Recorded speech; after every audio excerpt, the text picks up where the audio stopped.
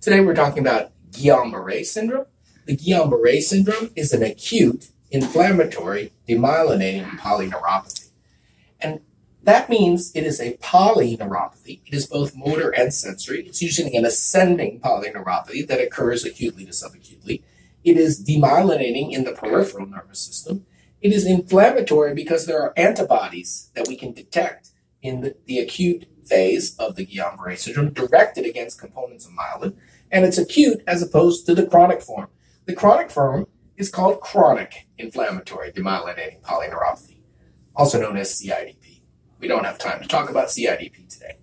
The AIDP has a ophthalmoplegia variant, which you can watch a video on, called the Miller-Fisher variant. So when you have ophthalmoplegia and AIDP, we call it the Miller-Fisher syndrome.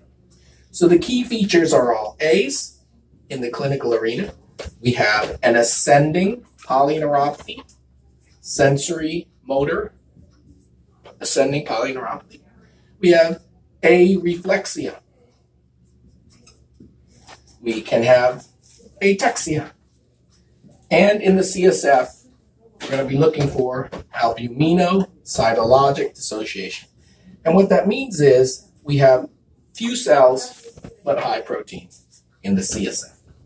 The MRI scan in Guillain-Barré syndrome is typically normal, and the treatment, depending on severity, is IVIG or plasma exchange. We don't usually use steroids in this setting, even though you would think that it's an antibody inflammatory mediated disease that it would work. The antibody is anti-ganglioside antibody, and the prototype is GQ1B. And what this G stands for is ganglioside. As you know, a ganglioside is composed of side chains of sugars onto the core molecule for myelin, the ceramide and sphingomyelin core. And we call that a ganglioside. And the sugar that we're attaching is called N-acetylneuramic acid, NANA. And that also goes by the name of sialic acid. So when we have one sialic acid attached onto the ganglioside, we call that GM, ganglioside monosialic acid. If we have two, ganglioside disialic acid.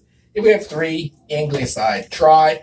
And finally, if we have four, ganglioside quattrosialic acid. And it is this ganglioside quattrosialic acid, GQ1B, that is the antibody that causes the prototype Guillain-Barré syndrome, including the Miller-Fisher variant, although the other anti-ganglioside antibodies should also be tested for it.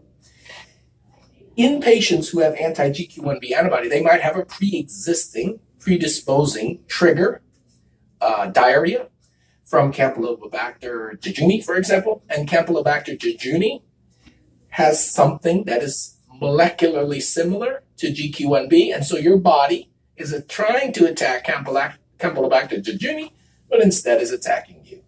An autoimmune molecular mimicry event triggered by a Campylobacter jejuni diarrhea, leading to the production of antibodies against gangliosides and producing an ascending polyneuropathy, ataxia, areflexia, and albumino-cytologic dissociation. This elevated protein is the CSF marker of blood-brain barrier breakdown from the attack, intrathecal production of immunoglobulin, and the condition we call Guillain-Barré syndrome. If you add the ophthalmoplegia, Miller-Fisher variant, Guillain-Barré syndrome.